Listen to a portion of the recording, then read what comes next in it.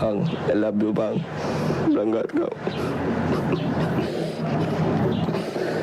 Grabe yung gibuhat sila. Na paminumatan, upat na. Ito ang huling mensahe ng pamamaalam ng anak ng pinaslang na miyembro ng CAFGU matapos ang madugong pananambang sa barangay Malibatuan sa Arakan, Cotabato nitong nakaraang mga araw.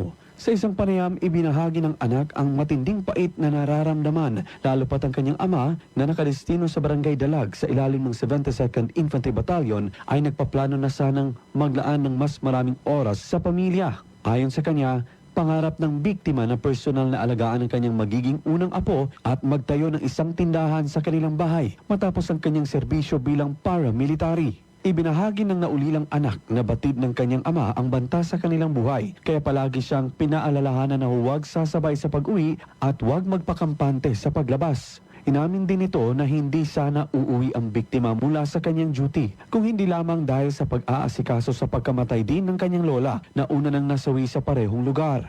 Ang biktima ang tumayong ama at ina sa kanyang anak simula noong bata pa lamang ito. Matapos mag-abroad ang kanyang asawa, kaya naman ganoon na lamang ang bigat ng loob na nararamdaman ng naiwang pamilya. Inilarawan ang nasawing CAFGU bilang isang mapagmahal at masayahing ama na laging nakangiti sa kabila ng mga pagsubok. Malaki ang pasasalamat ng anak sa sakripisyo ng biktima, lalo na nang iligtas siya nito mula sa isang insidente ng pananaksak sa Kidapawan. Nanawagan ngayon ang pamilya sa mga otoridad na bilisan ang investigasyon upang matukoy at madakip ang mga suspek na pinaniniwala ang mga kamag-anak din nila.